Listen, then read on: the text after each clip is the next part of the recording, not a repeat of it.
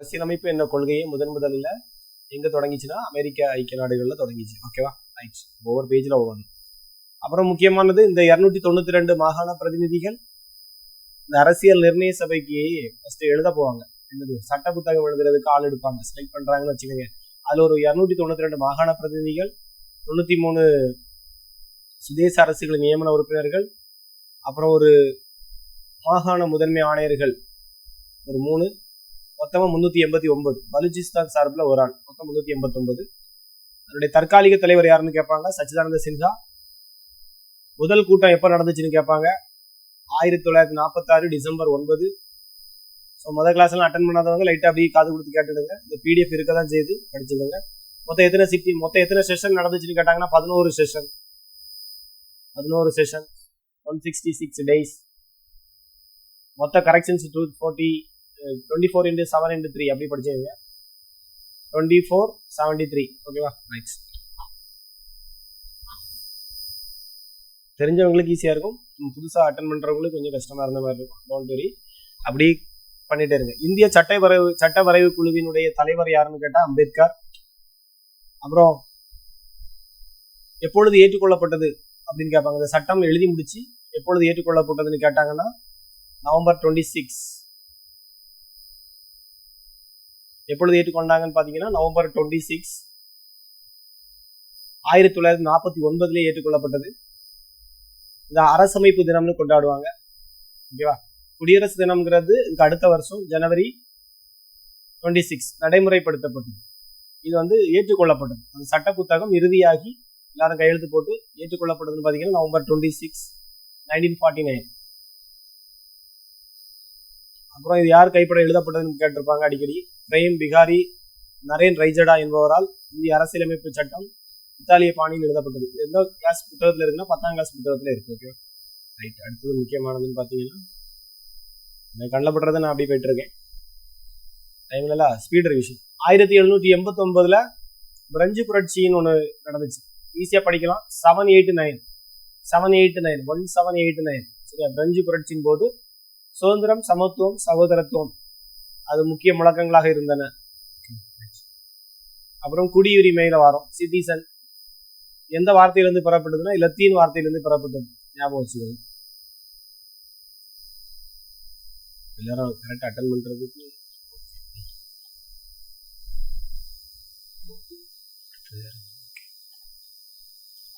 Right.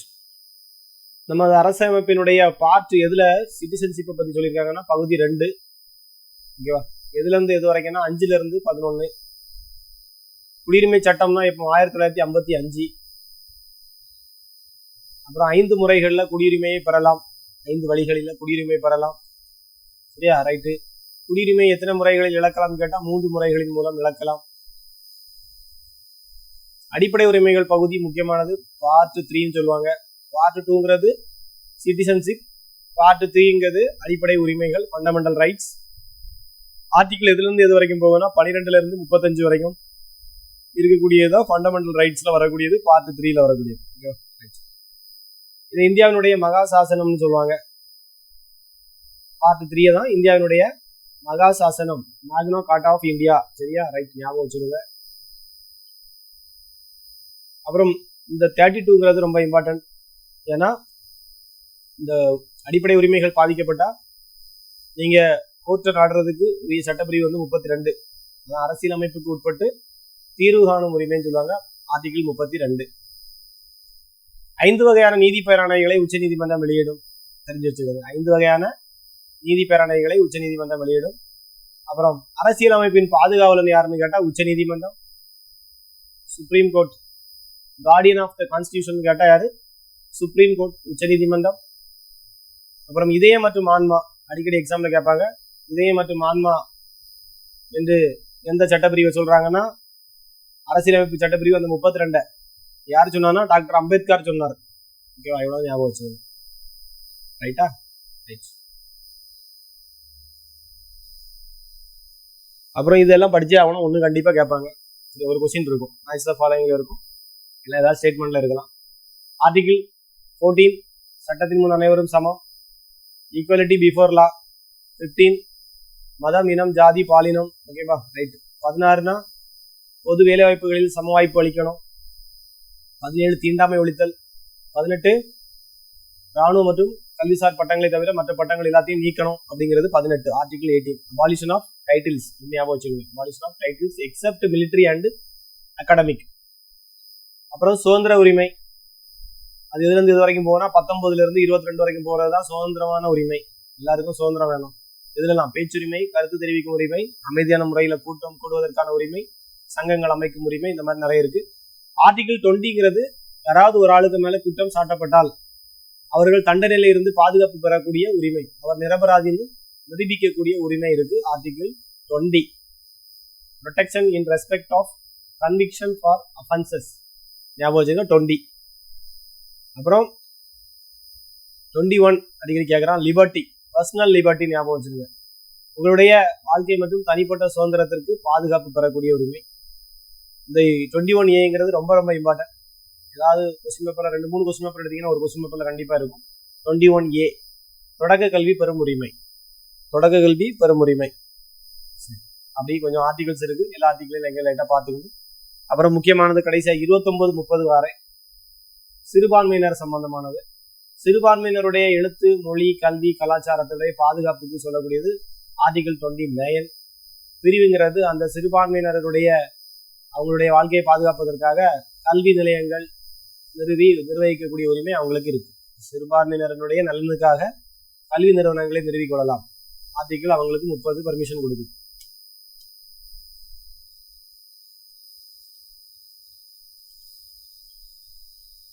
அப்புறம் அரசியலமைப்புக்கு உட்பட்டு தீர்வு காணும் உரிமை 32.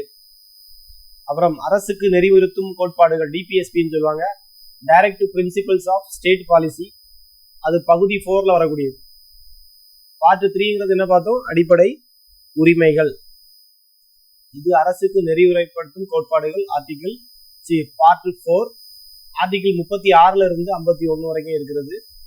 அரசுக்கு நெறிவுறுத்தும் கோட்பாடுகள். சரியா? அப்புறம் அடிப்படை உரிமைகள் யுஎஸ்ஏல இருந்து பெறப்பட்டது. டிபிஎஸ்பி எந்த நாட்டிலிருந்து பெறப்பட்டதுன்னு கேட்டீங்கன்னா அயர்லாந்துல இருந்து பெறப்பட்டது. ஐரிஷ் கான்ஸ்டிடியூஷன் ஆஃப் ஐரிஷ் போட்டுப்பாங்க. Ireland. Okay, Ireland or Irish.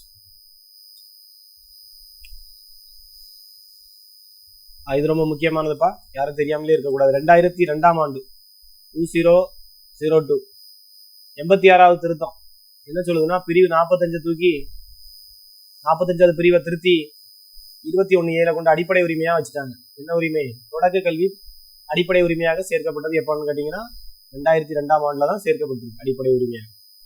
2002 86வது திருத்த சட்டம். ஓகேவா? நெக்ஸ்ட். சரி, இன்னைக்கு ரிவிஷன் போதும். அப்படி நம்ம டாபிக்ல வந்துடும். எல்லாரும் வந்துட்டாங்களா? இவ்வளோ தான் இன்னைக்கு. ஓகே, கிளாஸுக்கு மீதி எல்லாம் 20 பேர் இருக்கீங்களா? 19. மீதி எல்லாரும் எங்கே இருந்தாங்க? ரொம்ப பிஸி எல்லாரும்.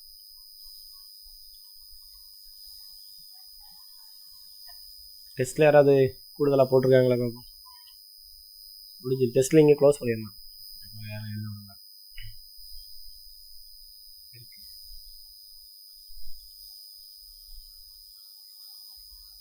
கீர்த்தனா, ரமணி, பிரியதர்ஷினி நேத்தைக்குள்ள தானோ, கமலேஷ், பவிஸ்ரீ, 19. ஓகே, இப்போ 17 பேர் எழுதிருக்கிறீங்க. இது உள்ளவங்களாம் எங்கே போனாங்கன்னு தெரியல. இன்னும் எல்லாரையும் கொஞ்சம் பிடிக்கணும். சரி, இன்னைக்குள்ள டாபிக் என்ன இருக்கு?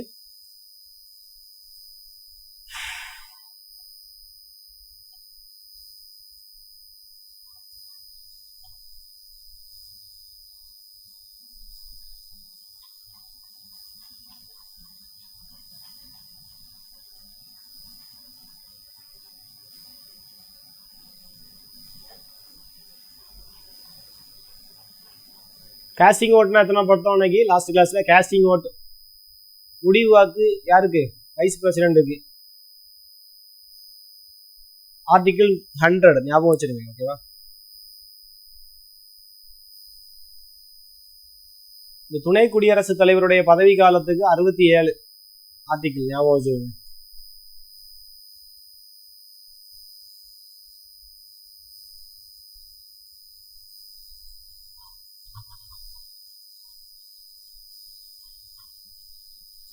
இந்திய துணை குடியரசுத் தலைவர்களாக இருந்து குடியரசுத் தலைவர்களாக தேர்ந்தெடுக்கப்பட்டவர்கள். சரியா, இந்த கொஸ்டின்ஸ் அடிக்கடி கேட்கக்கூடிய ஒரு கொஸ்டின் ஆகும். அது லாஸ்ட் கிளாஸ்லேயே பார்த்துருக்கோம். இந்திய துணை குடியரசுத் தலைவர்களாக பதவியில் இருந்துட்டு குடியரசுத் தலைவர் போஸ்டிங் வேகன்சி ஆகும்போது இவங்க வந்து என்ன பண்ணுவாங்கன்னா அந்த பதவிக்காக ட்ரை பண்ணுவாங்க, எலெக்ஷன்ல நிற்பாங்க. அப்படிப்பட்டு ஜெயிச்சவங்க யாரெல்லாம் பார்த்தீங்கன்னா இந்த சர்வப்பள்ளி ராதாகிருஷ்ணன், அப்புறம் Zakir Hussain, V Giri, Venkataraman, Shankar Dayal Sharma, KR Narayanan. First கொஞ்ச காலங்கள்ல இருந்த துணை குடியரசுத் தலைவர்கள்லாம் குடியரசுத் தலைவராக மாறிட்டு இருந்தாங்க. இப்போ அப்படி இல்லை. துணை குடியரசுத் தலைவர் ஆன மாதிரி தெரியல கொஞ்ச நாளா ரீசெண்டா. இந்த இவங்க எவ்வளவு பேரம் தான் துணை குடியரசுத் தலைவர்களாக இருந்துட்டு குடியரசுத் தலைவராக ஆனவங்க மொத்தம் எத்தனை பேர்? 6 பேர். சர்வப்பள்ளி ராதாகிருஷ்ணன், ஜாகிர் உசேன், அப்புறம் வி கிரி, வெங்கட்ராமன், அப்புறம் சங்கர் தயாள் சர்மா, KR நாராயணன்.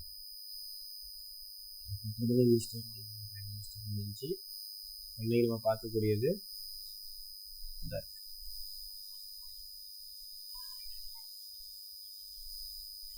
இந்திய பிரதமர் அமெரிக்க அதிபருக்கு இணையானவர். அப்படி ஒரு ஆள் சொல்லியிருக்காரு. யாருன்னு கேட்டீங்கன்னா அம்பேத்கர். இந்தியாவினுடைய பிரதமர் அமெரிக்க அதிபருக்கு இணையானவர். இது அன்னைக்கு நம்ம பார்க்கல, இந்த பாயிண்ட் ஒன்று அடிஷனல் ஆட் பண்ணியிருந்தேன். இந்திய பிரதமர் அமெரிக்க அதிபருக்கு இணையானவர். எந்த அதிபருக்கு இணையானவர்னா ரஷ்ய அதிபருக்கு இல்லை, அமெரிக்க அதிபருக்கு இணையானவர் என்று கூறியவர் யாருன்னு கேட்டீங்கன்னா அம்பேத்கர் சொல்லியிருக்கார்.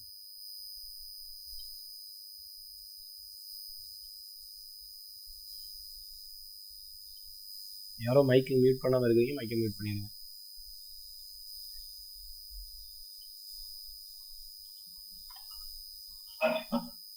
நித்யா உங்க மைக்கை செல்ல உள்ள மைக்கை மியூட் பண்ணிடுங்க. ஓகே. அப்புறம் பிரதமர் அலுவலகத்தை வந்து நம்ம இன்னைக்கு பார்க்கலாம். ஓகேவா, பிரதமர் அலுவலகம்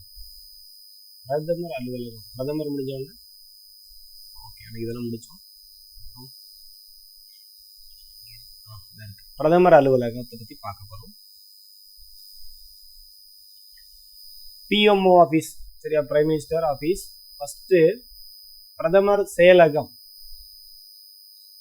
ஃபர்ஸ்ட் 1977ஆம் ஆண்டு வரைக்கும் அது வந்து பிரதமருடைய செயலகம் என்ற பெயரிலே அழைக்கப்பட்டது. Prime minister secretariat. இது அடிக்கடி கேட்கக்கூடிய ஒரு கொஸ்டின். 1977 வரைக்கும் இந்த பிரதமருடைய அலுவலகம் இப்ப நம்ம சொல்லக்கூடியது எவ்வாறு அழைக்கப்பட்டதுன்னா பிரதமர் செயலகம் என்று அழைக்கப்பட்டது. பிரைம் மினிஸ்டர் செக்ரட்டரியேட் என்று அழைக்கப்பட்டதுதான் தற்பொழுது பிரதமர் அலுவலகம் என்று மாற்றப்பட்டது. சரியா, பிரைம் மினிஸ்டர் ஆபீஸ் என்று மாற்றப்பட்டது 77. 46 செப்டம்பர் மாதம் துவக்கப்பட்டிருக்கு. எது? செக்ரட்டரியேட்னு சொல்லுவாங்க. செக்ரட்டரியேட்னு சொல்லுவாங்க. பிரதமர் செயலகம் எப்போ தொடக்கப்பட்டதுன்னு கேட்டீங்கன்னா 1946 செப்டம்பர் மாதம். இது ஒரு புத்தகத்துல இப்படி இருக்கு, இன்னொரு புத்தகத்துல 1947 போட்டு வச்சிருக்கோம். ஸோ இதை வந்து கன்ஃபார்ம் பண்ணணும். ஓகேவா, கொஞ்சம் டைம் கிடைக்கல, தேடணும் விஷயம் மறந்துட்டேன். நீங்க ஒன்றா செக் பண்ணிடுங்க. Prime minister secretariat prime minister secretariat எப்போ ஸ்டார்ட் ஆச்சுன்னா 1946 செப்டம்பர் மாதம்னு கொடுத்துருக்கு. ஓகேவா, ஆனா இன்னொரு புத்தகத்துல 1947 இருக்கு, பார்த்துருங்க. இவங்களுடைய முக்கியமான பணி என்னன்னு பாத்துக்கோங்க. அந்த டைம்ல என்ன பணியை பார்த்துட்டு இருந்தாங்கன்னா 2 முக்கியமான பணிகளை பார்த்துட்டு இருக்காங்க.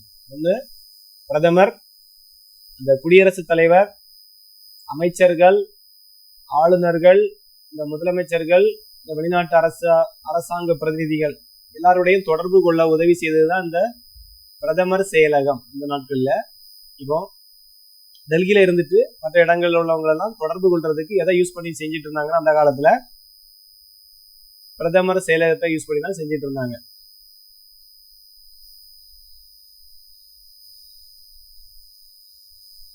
அப்புறம் அதே மாதிரி பொதுமக்களிடம் இருந்து ஏதாவது பிரதமருக்கு வரக்கூடிய விண்ணப்பங்கள், வேண்டுகோள்கள், மனுக்கள்லாம் கொடுப்பாங்களா, அதெல்லாம் இந்த டிபார்ட்மெண்ட் தான் ஒழுங்கா கையாண்டுட்டு இருக்கு. சரியா,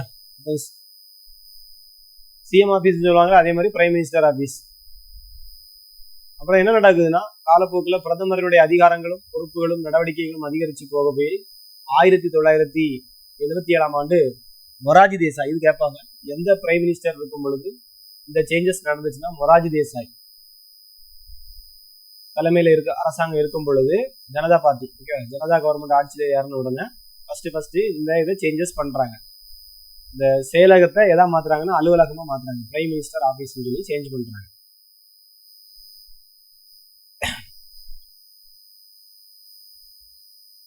அவங்களுடைய அதிகாரங்களும் பணிகளும் வெகுவாக குறைக்கிறாங்க. ரொம்ப அதிகமான பணி அதிகமா இருந்ததுனால அதெல்லாம் குறைச்சிட்டு வேற வேற டிபார்ட்மெண்ட்டுக்கு அதை தனித்தனியா பிரிச்சு ஒதுக்கிட்டு இதை வந்து PM office, prime minister office மாத்துறாங்க. ஓகேவா?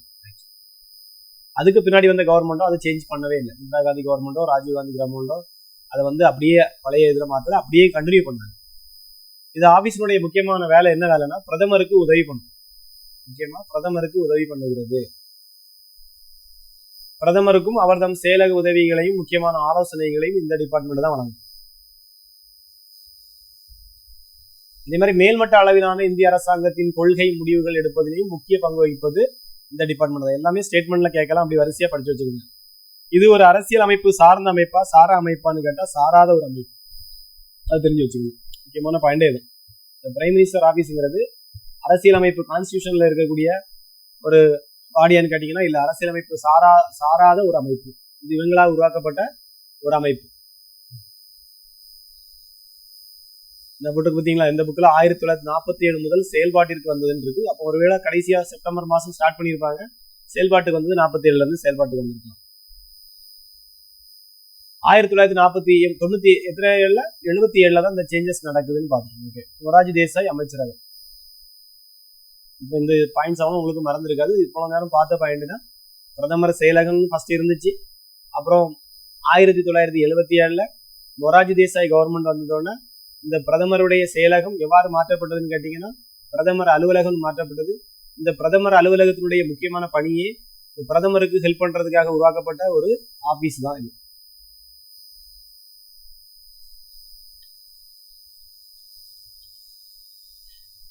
அப்புறம் முக்கியமான பாத்தீங்கன்னா எல்லா கொள்கை முடிவுகள் எடுப்பதுல பிரதமருக்கு முக்கிய மேல்மட்ட அளவிலான இந்திய அரசாங்கத்தினுடைய கொள்கை முடிவுகள் எடுப்பதுல தான் முக்கிய பங்கு வகிக்கிறது.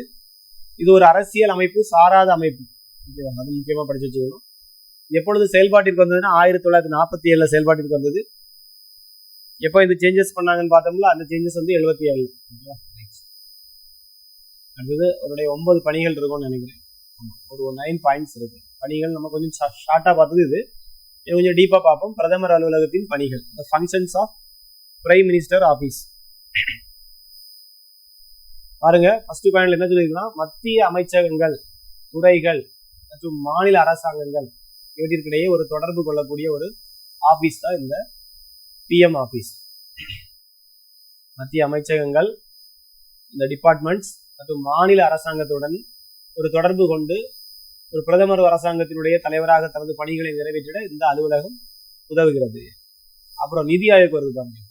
நிதி ஆயோக் மற்றும் தேசிய வளர்ச்சி, இந்த இவற்றினுடைய தலைவராக தனது பொறுப்புகளை நிறைவேற்றிட பிரதமருக்கு, ரெண்டினுடைய தலைவர் யாரு, பிரதமர்னு படிச்சோம். நிதி ஆயோக்கினுடையதும் என்டிசி தேசிய வளர்ச்சி கவுன்சிலுடைய தலைவரை யாருன்னு கேட்டீங்கன்னா பிரதமர் தான். ஸோ இந்த பிரதமருக்கு சப்போர்ட்டிங்கா யாரு நிக்குது, இந்த பிஎம் ஆபீஸ் இருக்கு. அப்புறம் 3வது பாயிண்ட், பத்திரிகை துறை பொதுமக்களுடன் மற்றும் பொதுமக்களுடன் மக்கள் தொடர்பை பேணிட பிரதமருக்கு உதவி புரிகிறது. மக்களுடன் மக்களாக பிரதமர் எவ்வாறு பணியாற்ற முடியும்னா இது வழியா தான். செய்திகள் கொடுக்கிறது, ஒரு பிரதமர் ஒரு செய்தியை கொடுக்கிறாருன்னா பிரதமர் டைரக்டா செய்தியாளரை சந்திச்சு கொடுக்க மாட்டார். இந்த பிஎம் ஆபீஸ் தான் அதை வெளியிடும். ஸோ பத்திரிகை துறையும் இதான் டீல் பண்ணுது. பொதுமக்களுடன் நல்ல மக்கள் தொடர்புனா அவங்க கொடுக்கக்கூடிய மனுக்கள், இந்த மாதிரி விஷயங்களுக்கு பதில் கொடுக்கறது, இந்த மாதிரி ஸ்கீம்ஸ் எல்லாம் மக்கள்கிட்ட கொண்டு சேர்க்கறது, இந்த மாதிரி விஷயங்களுக்கெல்லாம் இந்த டிபார்ட்மெண்ட் உதவி புரிகிறது. அதே மாதிரி பிரதமருக்கு கீழே வரக்கூடிய அனைத்து அலுவல் நடவடிக்கைகள், விதிகள் மற்றும் விவகாரங்கள் எல்லாம் இந்த டிபார்ட்மெண்ட் தான் கவனிச்சுக்கணும். பிரதமர் கவனிக்கிறாரோ கவனிக்கலையோ இந்த டிபார்ட்மெண்ட் அவருக்கு வரக்கூடிய ஒர்க்கை எல்லாம் கிளியரா கவனிச்சுட்டு இருக்கு. அப்புறம் 5வது பாயிண்ட், அவருடைய ஆணைக்கான முன்வைக்கப்படக்கூடிய எந்த விவகாரங்களா இருந்தாலும் சரிதான், எல்லா கோப்புகளா இருந்தாலும் சரிதான், வழக்குகளினுடைய விதிகளாக இருந்தாலும் சரிதான், எல்லாத்துலயுமே இவங்க தான் சப்போர்ட் பண்றாங்க. அடுத்தது ஜஸ்ட் ரீட் மட்டும் பண்ணுங்க. அப்புறம் குடியரசுத் தலைவர் வராரு, ஆளுநர்கள், கவர்னர்ஸ் மற்றும் வெளிநாட்டு தூதர் நம்ம ஆல்ரெடி பார்த்தோம். இவங்களுடன் நல்லுறவை பேணுவதற்கு இந்த பிஎம் ஆபீஸ் தான் சப்போர்ட்டா இருக்கு. டைரக்டா பிரைம் மினிஸ்டர் போய் ஒரு ஆள்கிட்டே பேசிட்டு இருக்க மாட்டார். ஸோ இந்த டிபார்ட்மெண்ட்ல இருக்கக்கூடிய அபிஷியல் தான் என்ன பண்ணிட்டு இருப்பாங்க, அவங்க கூட கான்டாக்ட்ல இருப்பாங்க பிரதமர்கிட்ட கேட்டுட்டு. அதே மாதிரி பிரதமரின் சிந்தனை களஞ்சியமாக செயல்படுகிறது. திங்க் டேங்க்னு போட்டிருப்பாங்க. Think tank act as the think tank of the prime மினிஸ்டர்னு எதுன்னு கேட்டாங்கன்னா இந்த பிஎம் ஆஃபீஸ். ஓகேவா, ரைட். சிந்தனை களஞ்சியமாக, பிரதமரின் சிந்தனை களஞ்சியமாக செயல்படுவது எது? அதே மாதிரி எந்த ஒரு அமைச்சருக்கும் அல்லது துறைக்கும் ஒதுக்கீடு செய்யப்படாத விவகாரங்களை கவனித்துக் கொள்கிறது. சில விவகாரங்கள் இருக்கும்.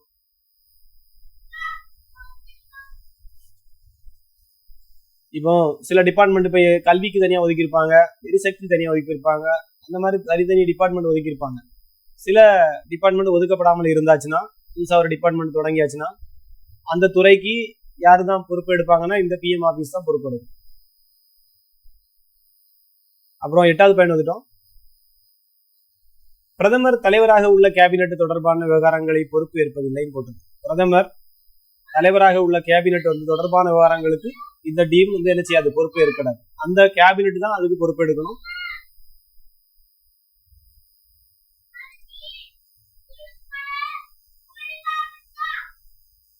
அப்புறம் அதுக்கு கேபினெட் செயலகம்னு ஒன்று இருக்கு. ஓகேவா, கேபினெட் சம்பந்தமான விவகாரங்களை கவனிப்பதற்காக இந்த கேபினெட் மினிஸ்டர்னு சொல்லுவாங்களா, அது சம்பந்தமான விஷயங்களை கையாளுவதற்கு கேபினெட்டுடைய ஒரு செயலகம் தனியா இருக்கு. ஓகேவா, இதுவும் பிரதமருடைய வழிகாட்டுதலின் அடிப்படையில் தான் செயல்படும். அதுக்கு பிரதமருக்கு கீழே இருக்கக்கூடியது 2, ஒன்று பிஎம் ஆபீஸ், ஒன்று இந்த கேபினெட்டுடைய செயலகம். ஞாபகம் வச்சிருங்க. அதே மாதிரி ஒரு அரசாங்கத்தினுடைய தலைவராக பிரதமர் தனது அனைத்து பொறுப்புகளையும் நிறைவேற்றிட இந்த பிஎம் ஆபீஸ் சப்போர்ட் பண்ணுது. 9 பாயிண்ட்ல முக்கியமான பாயிண்ட் பாத்தீங்கன்னா, ஒண்ணு இந்த பிரதமருக்கு முக்கியமா இவங்க எல்லாத்துலயும் இவங்க உதவி பண்ணுவாங்க, அது தெரிஞ்சு வச்சிருக்கீங்க. பிரதமருக்கு பதிலாக இது ஆக்ட் ஆகுது, அவ்வளவுதான். இந்த ஆபீஸ் எந்த ஆணையா இருந்தாலும் சரிதான். அதே மாதிரி முக்கியமானது அடிக்கடி இது கேட்பாங்க, பத்திரிகை துறை மற்றும் பொதுமக்களுடன் நல்ல மக்கள் தொடர்பை பேணிட எந்த டிபார்ட்மெண்ட் உதவுதுன்னு கேட்டீங்கன்னா பிஎம் ஆபீஸ்.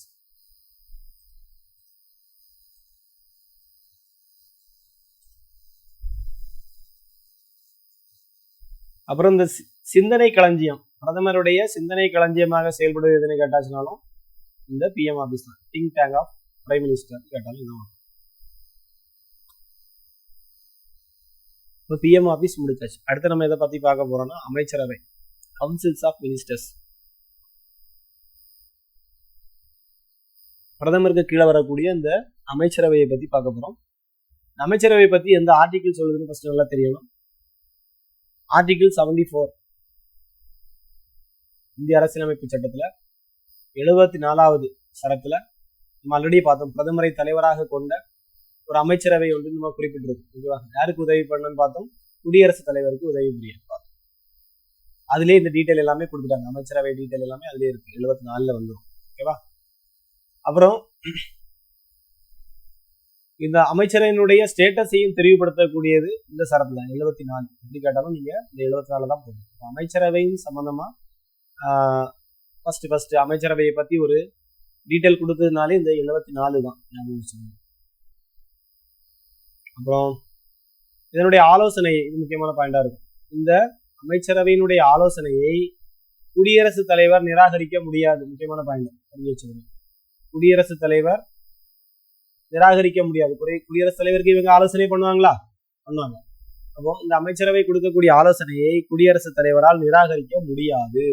ஒரு பாயிண்ட் தெரிஞ்சு வச்சுக்கணும். அதே மாதிரி நாடாளுமன்றம் கலைக்கப்பட்டாலும் அமைச்சரவை செயல்பட்டுட்டே தான் இருக்கும். அடுத்த நியூ கவர்மெண்ட் வரது வரைக்கும் நாடாளுமன்றத்தை கலைச்சாலும் இந்த அமைச்சரவை இப்படி செயல்பட்டு கொண்டே இருக்கும். அதே மாதிரி முதுகெலும்புன்னு ஒரு பாயிண்ட் கொடுத்துருப்பாங்க பாருங்க. அமைச்சரவை தான் நாடாளுமன்ற அரசியல் அமைப்பு முறையின் முதுகெலும்பு. இது ஒரு முக்கியமான பாயிண்ட். இப்போ அமைச்சரவை சம்பந்தமா என்னெல்லாம் தெரிஞ்சுக்கணும்னா அந்த ஆர்டிகிள் 74 தெரிஞ்சிருக்கணும். ஞாபகம் வச்சுக்கோங்க. 74 அவங்களுடைய ஸ்டேட்டஸை பத்தி சொல்லக்கூடிய எதுன்னு கேட்டா, ஏதாவது இப்போ என்ன தகுநிலையில இருக்கிறாங்க, அமைச்சரவைக்கு என்ன தகுநிலைன்னு கொடுத்துருக்காங்க, ஸ்டேட்டஸை பத்தி தெரிவிக்கணும்னா 74 தான். அப்புறம் அமைச்சரவை ஆட்சி உரிமை பெற்றது செஞ்சு வச்சிருங்க. அப்புறம் இது ஒரு ஆலோசனை குடியரசுத் தலைவருக்கு கொடுத்தாச்சுன்னா குடியரசுத் தலைவர் அதை நிராகரிக்க முடியுமானா முடியாது. நாடாளுமன்றம் கலைக்கப்பட்டாலும் ஒரு அமைச்சரவை செயல்பட்டு இருந்தால் ஆல்ரெடி செயல்பட்டு தான் இருக்கும். அடுத்த அமைச்சரவை ஃபார்ம் ஆகுது. சுருங்கக்கூறின்னு கொடுத்திருப்பாங்களா, இந்த அமைச்சரவை தான் நாடாளுமன்ற அரசியல் முறையினுடைய முதுகெலும்பு, backbone of the parliamentary system of government அப்படின்னு கேட்டாச்சுன்னா கவுன்சில்ஸ் ஆஃப் மினிஸ்டர்ஸ். அடுத்தது நியமனம். நம்ம அன்னைக்கே பார்த்தோம். பிரதமர் எவ்வாறு நியமிக்கப்படுகிறார்னு பாத்தீங்கன்னா குடியரசுத் தலைவரால் நியமிக்கப்படுகிறார். சரத்து 75 சொல்லிச்சா. அப்போ பிரதமரும் அவர் சார்ந்த அமைச்சர்களும் இந்த ஆர்டிகிள்ல வந்துருவாங்க. 75ல குடியரசுத் தலைவர் நியமிப்பார். குடியரசுத் தலைவர் பிரதமரை நியமிப்பார். ஆனா பிரதமர் சொல்லக்கூடியவங்களை குடியரசுத் தலைவர் அடுத்து அப்பாயின்மெண்ட் பண்ணுவார்னு பார்த்தோம். ஓகேவா? அமைச்சர்கள் நியமனம், பதவியேற்பு, பொறுப்பு, ஊதியம், சலுகைகள் பற்றி கூறுவது இந்த 75 ஞாபகம் வச்சுக்கோங்க. பதவி ஏற்கும் பொழுது 75 வந்துடும். மற்றபடி அவங்களுடைய ஸ்டேட்டஸை பத்தி சொல்லக்கூடியது வந்து 74. ரெண்டுக்குள்ள வித்தியாசம் தெரிஞ்சு வச்சுக்கோங்க. அதே மாதிரி முக்கியமான பாயிண்ட் தான் வருது. பிரதமர் தெரிவு செய்யும் அமைச்சர்களைத்தான் குடியரசுத் தலைவர் நியமிக்க முடியும். குடியரசுத் தலைவர் விருப்பப்பட்டு எந்த அமைச்சரையும் நியமிக்க முடியாது. இவர் யாரை கைகாட்டுறாரோ அவர் தான் அந்தந்த மினிஸ்டரி, அந்தந்த அமைச்சராக செயல்படுவார். குடியரசுத் தலைவர் பதவி அவங்களுக்கு இது பண்ணி வைப்பார். பொதுவாக அமைச்சராக நியமிக்கப்படுபவர் பார்த்துருங்க, இது ஒரு முக்கியமான பாயிண்ட். பொதுவாக ஒரு அமைச்சராக நியமிக்கப்படுபவர், நான் ஆல்ரெடி இது சொன்னேன், நாடாளுமன்றத்தின் ஒரு அவையின் உறுப்பினராக இருக்க வேண்டும். ஆனா மக்களவை உறுப்பினராகத்தான் இருக்க வேண்டும் என்ற அவசியம் இல்லை. நிர்மலா சீதாராமன்லாம் இருக்கிறாங்க. அவங்க வந்து எந்த இடத்துலையும் மக்களவையிலிருந்து வந்தவங்க கிடையாது, மாநிலங்களவையில் உள்ள உறுப்பினராகத்தான் இருப்பாங்க. ஆனா அவங்க ஒரு மினிஸ்டரி, ஒரு அமைச்சர் பொறுப்புல இருக்கிறாங்க. கரெக்டா? நான் கொடுத்துக்கல. நாடாளுமன்ற உறுப்பினர் இல்லாவிட்டாலும் பிரதமர் ஒருவரை அமைச்சராக நியமிக்கலாம். ஆனால் அன்னைக்கே பார்த்தோம், 6 மாதங்களுக்குள்ளால என்ன செய்யணும்? அவர் நாடாளுமன்ற அவைகளில் ஒன்றில் உறுப்பினராகி விட வேண்டும். இல்லை என்றால் நியமன அமைச்சரின் பதவி பறி போய்விடும். இது ஒரு முக்கியமான பாயிண்ட். ஸ்டேட்மெண்ட்ல கேட்கலாம். ஓகேவா? அதே மாதிரி ஒரு அமைச்சர் வராரு, ஏதாவது ஒரு டிபார்ட்மெண்ட்ல, நாடாளுமன்றத்தில் 2 அவை இருக்கு, லோக்சபா, ராஜ்யசபா. உள்ள அவர் ஏதாவது ஒரு அவையில உறுப்பினர் ஆகின்றாரோ அந்த அவையில தான் அவருக்கு வாக்களிக்கும் உரிமை உண்டு. எந்த அவையில அவர் வந்து உறுப்பினராக தேர்ந்தெடுக்கப்பட்டாரோ அந்த அவையில மட்டும்தான் அவர் வாக்களிக்க முடியுமே தவிர அடுத்த அவைக்கு மாறி சென்று என்ன செய்ய முடியாது, வாக்களிக்க உரிமை கிடையாது. ஆனா அங்க உள்ள விவாதங்கள்ல அமைச்சர்கள் பங்கெடுப்பாங்க. ஏன்னா அமைச்சர்களுக்கு தான் எல்லாமே தெரியும். நிர்மலா சீதாராமன் நிதி அமைச்சர். அப்படிங்கிற பட்சத்துல இந்த அவையில நிதி சம்பந்தமா ஏதாவது ஒரு கொஸ்டினரிஸ் ஏற்பட்டுச்சுன்னா இவங்க இந்த அவையில இருந்து பதில் கொடுப்பாங்க. திடீர்னு அந்த அவைக்கு இவங்க விவாதத்துக்கு தேவைப்பட்டாங்கன்னா இந்த அவையில இருந்து அந்த அவைக்கு மாறி போய் விவாதம் பண்ணுவாங்க. ஓகேவா? நெக்ஸ்ட். ஆனா விவாதங்களிலும் நடவடிக்கைகளிலும் இவங்க எங்கேயும் மாறி மாறி பங்கெடுக்கலாம். அமைச்சர்களுக்கு மட்டும்தான். உறுப்பினர்கள்லாம் இந்த அவையில இருந்து அந்த அவைக்கெல்லாம் ஜாடி போக முடியாது. கமலஹாசன் அங்க மாநிலங்களவையில இருந்துட்டு மக்களவையில வந்து உட்கார்ந்து பண்ணிட்டு இருக்க முடியாது, ஆலோசனை பண்ணிட்டு இருக்க முடியாது. சரியா? அப்போ மினிஸ்டருக்கு மட்டும் தான் இந்த பவர் இருக்கு. ரைட். அப்புறம் பதவியேற்பு. ஆல்ரெடி சொல்லிட்டேன், குடியரசுத் தலைவர் தான் பதவி.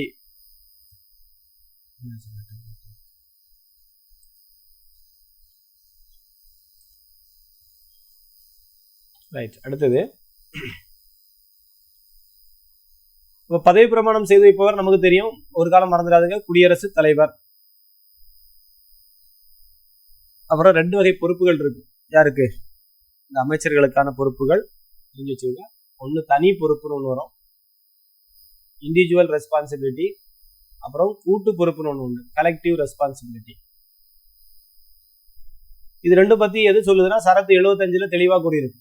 தெரிஞ்சு வச்சிருக்க. அமைச்சர்களுடைய பொறுப்புகளை பற்றி சொல்லக்கூடிய சரத்து எதுன்னு கேட்டாலும் 75 தான். 2 விதமான பொறுப்புகள் இருக்கு அமைச்சர்களுக்கு. ஒன்று இண்டிவிஜுவலான ரெஸ்பான்சிபிலிட்டின்னு ஒன்று இருக்கு, அப்புறம் கூட்டு பொறுப்புன்னு ஒன்று இருக்கு, கலெக்டிவ் ரெஸ்பான்சிபிலிட்டி. தனி பொறுப்புனா என்னன்னு பாருங்க, கூட்டு பொறுப்புனா என்னன்னு தெரிஞ்சு வச்சிருங்க. அவ்வளவுதான். இந்த பெரிய விஷயம் இருக்கு. தனி பொறுப்புனா நம்ம கன்னியாகுமரி தொகுதியில இருந்து ஒரு எம்பி தேர்ந்தெடுக்கப்பட்டாருன்னா அவர் அந்த மக்களுக்கு தனியாக என்னென்ன வேலை பார்க்கிறாரோ அதுதான் தனி பொறுப்பா வரும். ஒவ்வொரு அமைச்சரும் பொதுமக்களினுடைய பிரதிநிதி, ஒரு பொதுநல ஊழியர். இவர் ஒரு தொழில் வழி அரசியல்வாதி. சரியா? தனியா அவருக்கு ஒரு சில பொறுப்புகள் இருக்கு. ரொம்ப அரசியல் அறிவும் அனுபவம் பெற்றவராக இருப்பார். ஓகேவா? அதெல்லாம் அவங்களுடைய கதை ஃபுல்லாக வேணா நீங்க ஜஸ்ட் ஒரு ரீட் பண்ணிடுங்க. இல்லை பெரிய மேட்ரு ஒன்றும் இல்லை. தனி பொறுப்புனா மக்களுக்கு பொதுமக்களினுடைய ஒரு பிரதிநிதி, பொதுநல ஊழியர், பப்ளிக் சர்வெண்டா இருப்பாரு. இந்த மாதிரி பாயிண்ட்ஸை பத்தி கொடுத்துட்டே இருப்பாங்க. அதே மாதிரி அவசரப்பட்டு முடிவு எடுக்க கூடாது. சரியா? எப்பவும் ஒரு முடிவு எடுக்கிறாரோ ஒரு அமைச்சர், அவர் யாரை கலந்து ஆலோசிக்கணும்? அந்த துறை செயலரை கலந்து ஆலோசிக்க வேண்டும். அமைச்சருக்கு எல்லாமே தெரியணும்னு அவசியம் கிடையாது.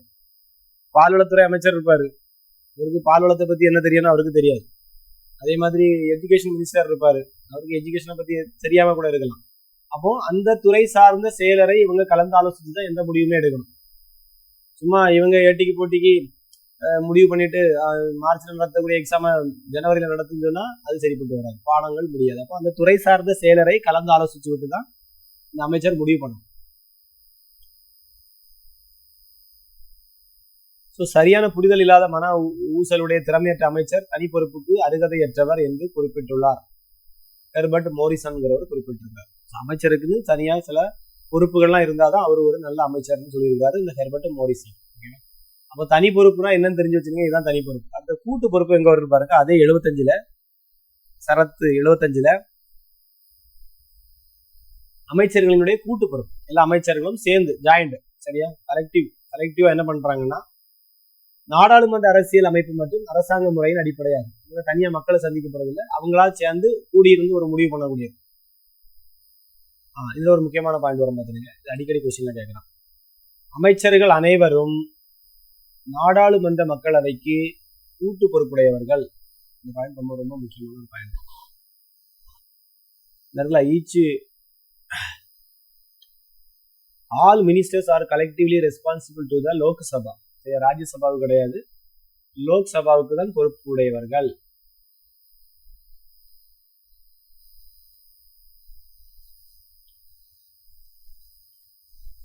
அதே மாதிரி மக்களவையில் அமைச்சரவைக்கு எதிராக நம்பிக்கையில்லா தீர்மானம் நான் கான்பிடன்ஸ் மோஷன் நிறைவேற்றப்பட்டால் இந்த பிரதமரை தலைவராக கொண்ட அமைச்சரவை உறுப்பினர்கள் அனைவரும் பதவி விலகியதாக கருதப்படுவார்.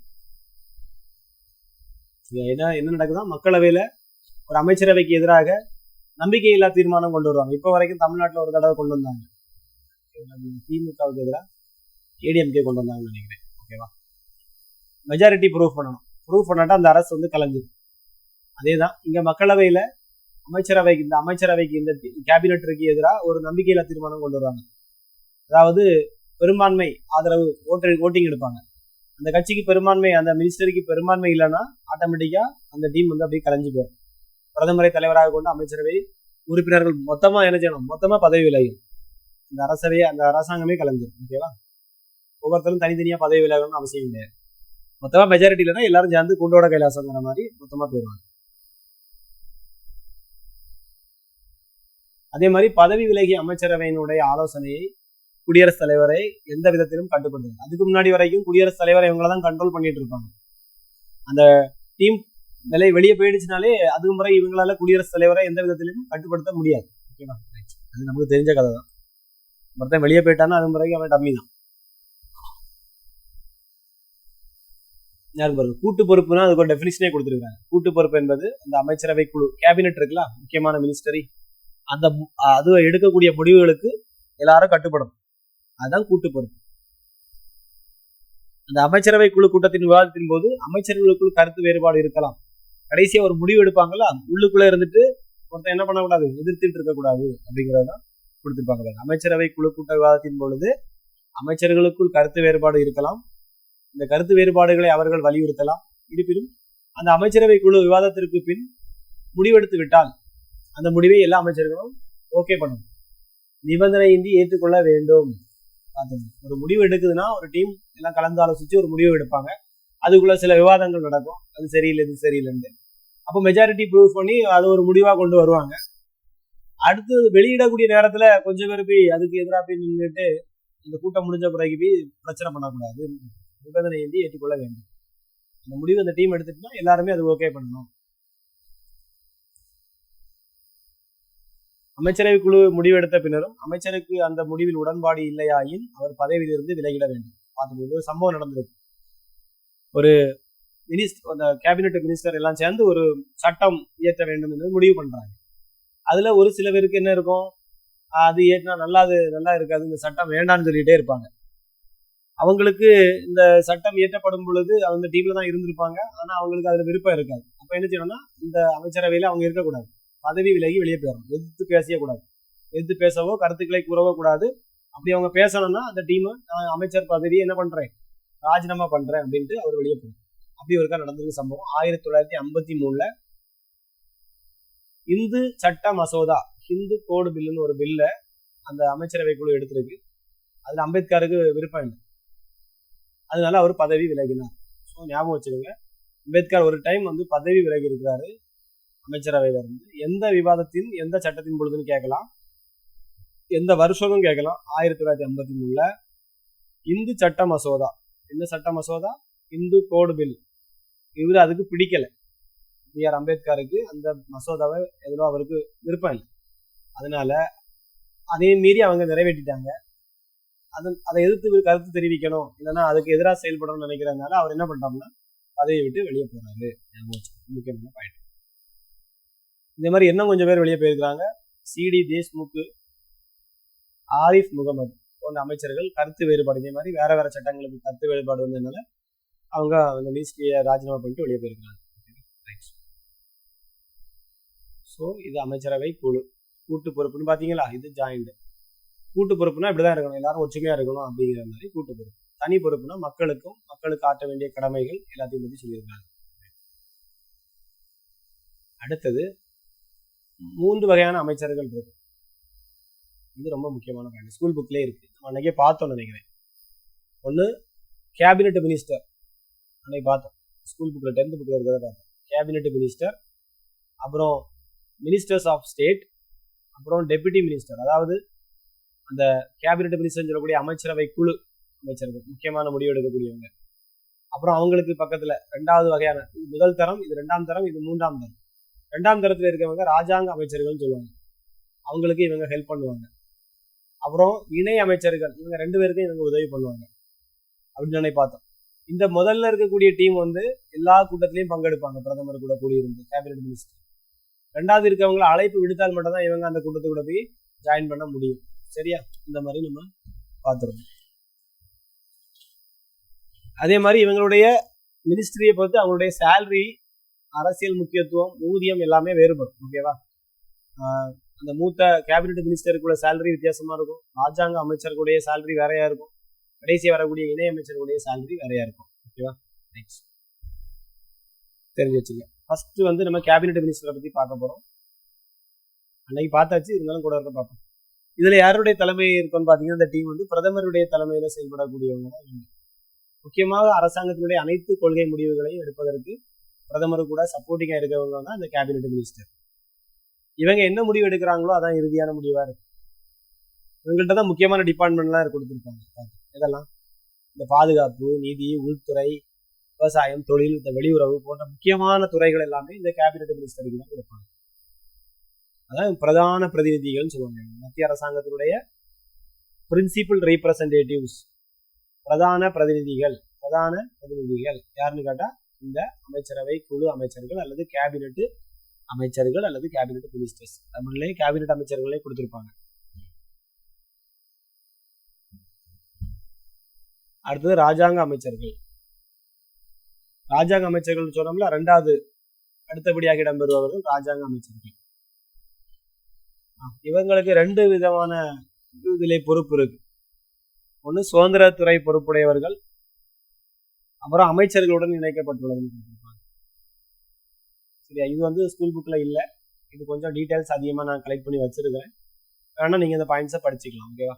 11லேயும் இல்லை, 10லேயும் இல்லை, இது அடிஷனல் பாயிண்ட்ஸ். ஓகேவா? ரைட். யாருக்கெல்லாம் இதை படிக்கணும்னு ஆர்வம் இருக்கோ இந்த 2 டிபார்ட்மெண்ட்லையும் தனியாக படிச்சுருங்க. ஒன்று சுதந்திரத்துறை பொறுப்புடையவர்கள், அப்புறம் இணைக்கப்படும் அமைச்சர்கள்னு 2 பாயிண்ட்ஸ் கூடுதலாக எடுத்து வச்சிருக்கேன். சுதந்திரத்துறை பொறுப்புடையவர்கள் அமைச்சர்கள் என்ன செய்வாங்கன்னா, அந்தந்த டிபார்ட்மெண்ட், இப்போ சுதந்திரமான அமைச்சர்கள் அவங்க துறை சார்ந்த அமைச்சரவை குழு வச்சிருப்பாங்க. அந்த இப்போ எஜுகேஷன்னா எஜுகேஷன் சார்ந்த அமைச்சரவை குழு, அந்த அமைச்சருக்குரிய அதிகாரங்களை இவங்க பெற்றிருப்பாங்க. அதே மாதிரி அவரை போன்ற அதிகாரங்களையும் துறை நடவடிக்கைகளையும் நடைமுறைப்படுத்தக்கூடியவராக இருப்பாங்க. இருப்பினும் இந்த இவருக்கிடையே அடிப்படையான வேறுபாடுகள் எதுவும் உண்டு. அமைச்சரை குழு கூட்டங்களில் கலந்து கொள்ள முடியாது. அதாவது சுதந்திர துறை பொறுப்புடைய அமைச்சர்கள் அழைக்கப்பட்டால் மட்டும் பங்கேற்பார். அப்புறம் இணை அமைச்சர்கள் ஒன்று இருக்கு, இதை லைட்டா வாசி விட்டுருங்கப்பா. அப்புறம் முக்கியமான துறை அடுத்தது ராஜாங்க அமைச்சர்கள் முடிச்சிட்டோம். அடுத்தது இன்னொரு அமைச்சர் துணை அமைச்சர், இணை அல்லது துணை அமைச்சர்கள். அமைச்சரவையினுடைய மூன்றாவதாக வரக்கூடியவங்க தான் இந்த இணை அமைச்சர்கள். இவங்க வந்து கேபினட் அமைச்சர்கள், முதல்ல இருக்கக்கூடிய கேபினட் அமைச்சர்கள் மற்றும் இரண்டாம் தரத்தில் இருக்கக்கூடிய ராஜாங்க அமைச்சர்களுக்கு ஒப்படைக்கப்பட்ட கடமைகளை செயலாற்றுவதில் இவர்கள் உதவிதான் புரிவாங்க. கடைசியாக வரக்கூடிய அமைச்சர்கள். சரியா? இவங்க வந்து கேபினட் கூட்டங்களை இவங்கள கூப்பிடவே மாட்டாங்க. முக்கியமான கூட்டம் நடக்கும்ல, முதல் கூட்டம், அந்த முதல் தர அமைச்சர்கள் நடத்தக்கூடிய கூட்டங்கள்ல இவங்களை கலந்து கொள்ளவே முடியாது. அவங்களுக்கு இவங்க ஒர்க்கு தான் கொடுப்பாங்க, அந்த ஒர்க்கை தான் இவங்க செய்ய முடியும். அதே மாதிரி இவங்க தனிச்சையாகவும் செயல்பட முடியாது. நான் ஒரு அமைச்சர் அப்படின்னு சொல்லிட்டு இவங்க இஷ்டத்துக்கு என்ன செய்ய முடியாது, தனிச்சையாக செயல்பட முடியாது. கடைசியா இருக்கக்கூடிய அமைச்சர்கள் வெற்றி வேட்டு அமைச்சர்கள், சும்மா இணை அமைச்சர்கள், துணை அமைச்சர்கள் ஒரு சப்போர்ட்டிங் போஸ்டிங்கை கொடுத்து ஊர்ல ஒரு பில்டப் காணிப்பாங்க, அவ்வளவுதான். மற்றபடி அவங்களுக்கு இவங்க என்ன செய்யணும், உதவி பண்ணணும். ஏதாவது அவங்க கேட்டா இவங்க உதவி பண்ணுவாங்க, அவ்வளவுதான் இணை அமைச்சர். அப்புறம்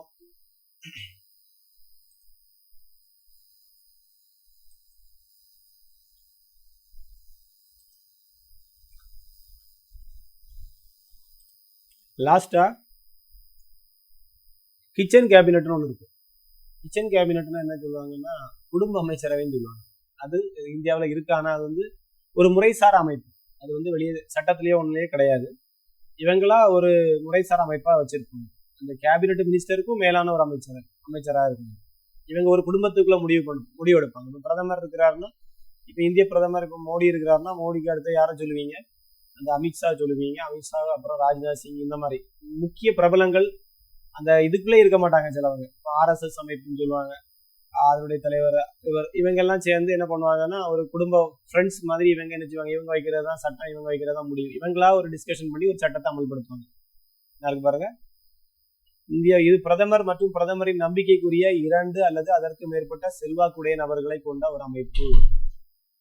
இந்த அமைச்சரவையில் அமைச்சரவை உறுப்பினர்களுடைய நண்பர்கள் இருப்பாங்க மற்றும் குடும்ப உறுப்பினர்களும் இதில் இருப்பார்கள். இந்த கிச்சன் கேபினட்டால் தான் மிக உயர்ந்த முடிவுகள் எடுக்கப்படுவதால் அந்த அமைச்சரவையினுடைய செல்வாக்கு குறைகின்றது. பாத்தீங்க, இடையில ஒரு குறுக்கீடு இருக்கு. இந்தியாவில் அப்படி நடக்குதான்னு கேட்டீங்கன்னா நடக்குது. சரியா? குடும்ப அரசியல் சொல்லுவாங்களா, அதுதான் குடும்ப அமைச்சரவை. இது எங்க ஆல்ரெடி நடந்துட்டு இருக்குன்னா அமெரிக்கா மற்றும் பிரிட்டன்லயும் இது நடைமுறையில தான் இருக்கு, இந்த கிச்சன் கேபினட். ரைட், ஞாபகம் வச்சுக்கோங்க. இந்த பெரிய அளவில் ஒன்றும் இல்லை. அப்புறம் நிழல் அமைச்சரவைன்னு ஒன்று இருக்கு. இதுதான் கொஞ்சம் முக்கியமா தெரிஞ்சிச்சு. நிழல் அமைச்சரவைனா எதிர்கட்சி இருக்கிறாங்கல்ல, அவங்க ஒரு அமைச்சரவையை ஃபார்ம் பண்ணி வச்சிருப்பாங்க. அதாவது ஆளுங்கட்சிக்கு என்னென்ன குற்றங்கள் செய்யறாங்களோ அதெல்லாம் இந்த எதிர்கட்சி இவங்க வந்து என்ன செய்வாங்க, எடுத்து சுட்டி காணிப்பாங்க. அதான் நிழல் அமைச்சரவைன்னு சொல்லுவாங்க. இங்கிலாந்து பாராளுமன்றத்தில் உள்ள எதிர்கட்சி எந்த இதுல நடந்துட்டு இருக்குன்னா, இது நிழல் அமைச்சரவை எங்க இருக்குன்னு கேட்டாங்கன்னா இங்கிலாந்து பாராளுமன்றம். இந்த எதிர்கட்சியானது ஒவ்வொரு துறையிலும் உள்ள விவகாரங்களை பற்றி ஆராய தமது உறுப்பினர்களை கொண்ட ஒரு குழுவை அமைக்கும். அதுதான் என்னது, நிழல் அமைச்சரவை. எந்த இதுல செயல்பாட்டுல இருக்குன்னு கேட்டீங்கன்னா இங்கிலாந்து பாராளுமன்றத்துல இப்பொழுது இந்த நிழல் அமைச்சரவைன்னு ஒன்று செயல்பாட்டுல இருந்துகிட்டே இருக்கு. ஸோ எதிர்கட்சியானது அரசு தொடர்பான பிரச்சனைகளை தெளிவாக அறிந்து கொள்ளவும் அரசினை விழிப்பாக இருக்க செய்யும் இந்த குழு உதவி பண்ணுகிறது. ஓகேவா? ரைட். ஸோ அமைச்சரவையில கொஞ்சம் தான் கண்டென்ட் புக்ல இருக்கு. நான் ஓரளவு கொஞ்சம் நிறைய பாயிண்ட்ஸ் எடுத்து வச்சிருக்கேன். ஜஸ்ட் ரீட் பண்ணுங்க. ஏதாவது புரியலைன்னா கேளுங்க. ஓகேவா? நிறைய பாயிண்ட் எடுத்து வச்சிருக்கேன். அடுத்து முக்கியமானது கொஞ்சம் தான் இருக்கும், இது நம்ம கண்டிப்பா படிச்சாகும். இது தெரியுமா? இந்தியாவினுடைய தலைமை வழக்கறிஞர் சரத்து 76ல இருந்து ஸ்டார்ட் ஆகும். ஓகேவா? இந்தியாவினுடைய தலைமை வழக்கறிஞர் attorney general of India. Attorney general of India ரொம்ப ரொம்ப முக்கியமான ஏரியா. கொஞ்சம் தான் இருக்கும், ஆனா ஒரு கொஸ்டின்ஸ் வர வாய்ப்பு இருக்கு. கேட்பாங்க, இந்தியாவினுடைய முதல் சட்ட அதிகாரி யாருன்னு கேட்டீங்கன்னா இந்த அட்டார்னி ஜெனரல், இந்தியாவின் தலைமை வழக்கறிஞர் தான் இந்தியாவினுடைய முதல் சட்ட அதிகாரி. அதே இன்னொரு அவருக்கு ஒரு பெருமையை கொடுக்குதுன்னா இவரே இந்தியாவினுடைய உயர்ந்த சட்ட அதிகாரி. இங்கிலீஷ்ல பாத்தீங்கன்னா attorney general is the first law officer in India. He is the highest legal officer இன் இந்தியான்னு கேட்டாங்கன்னா இவர் தான் முதல் சட்ட அதிகாரி, அட்டார்னி ஜெனரல். அவரை பத்தி சொல்லக்கூடிய சரத்து எதுனா 76. அதே மாதிரி இவருக்கு துணையாக யார் இருக்கான்னு பாத்தீங்கன்னா இவருக்கு துணையாக ஆட்கள் இருக்கு. இந்த அட்டார்னி ஜெனரலுக்கு துணையாக சொலிசிட்டர் ஜெனரல் சொல்லுவாங்க, கூடுதல் சொலிசிட்டர். சொலிசிட்டர் ஜெனரல் மற்றும் கூடுதல் சொலிசிட்டர் ஜெனரல் இந்த சட்ட அதிகாரிகள் இந்த கவர்மெண்டால நியமிக்கப்படுவார்கள். சரியா, ரைட், ஞாபகம் வச்சுக்கோங்க. அப்போ முக்கியமாக தெரிய வேண்டியது சரத்து 76. அப்புறம் இந்தியாவினுடைய உயர்ந்த சட்ட அதிகாரி யாருன்னு கேட்டாங்கன்னா இவர் தான். யாரு? தலைமை வழக்கறிஞர், இந்தியாவின் தலைமை வழக்கறிஞர். அதே மாதிரி இவர்களுடைய பதவி எப்படின்னு பாத்தீங்கன்னா குடியரசுத் தலைவர் விரும்பும் வரைக்கும் இவங்க பதவியில இருந்துகிட்டே இருக்கலாம். அப்பாயின்மெண்ட் பண்றது குடியரசுத் தலைவர். ஆனாலும் என்ன நடக்கும்னா அவங்களுக்கு ரெக்கமெண்ட் பண்றது யாருன்னு பாத்தீங்கன்னா இப்ப மோடி வரான்னு வச்சிருந்தா மோடிக்கு தேவையான ஒரு லாயர் என்ன பண்ணுவாங்கன்னா ரெக்கமெண்ட் பண்ணுவாங்க குடியரசுத் தலைவர். அவர் நியமிப்பார், அவ்வளவுதான். ஸோ இந்த கவர்மெண்ட் மாறும் பொழுது ஆட்டோமேட்டிக்கா இவங்க என்ன செஞ்சிருவாங்க, மாறிடுவாங்க, பொறுப்பை விட்டு போயிடுவாங்க. ஏன்னா அடுத்த வரக்கூடிய அரசாங்கத்துக்கும் இவருக்கும் ஒத்து போகவே செய்யாது. ரைட்டா? ஏன்னா பல கேஸ் விஷயங்கள்ல இவங்க வந்து எதிர்கட்சிகளுக்கு எதிராக ஒரு வாதாடி இருப்பாங்க. அதனால அது செட் ஆகாதுங்கிறதுனால ஆட்டோமேட்டிக்கா இவங்க பதவியை விட்டு வெளியே போயிடுவாங்க. சரிங்களா? குடியரசுத் தலைவர் விரும்பும் முறையில் பதவி வகிப்பார். இருப்பினும் அரசாங்கங்கள் மாறும் பொழுது இவர்களும் மாறுகின்றனர். ஓகேவா? அதே மாதிரி மத்திய அரசினுடைய முழு நேர அதிகாரி அல்லாத காரணத்தினால் இவரை அரசாங்க அதிகாரியாக கருத இயலாது. இவர் வந்து ஃபுல் டைம் உங்களுக்கு கவர்மெண்ட்ல வேலை இருக்காது.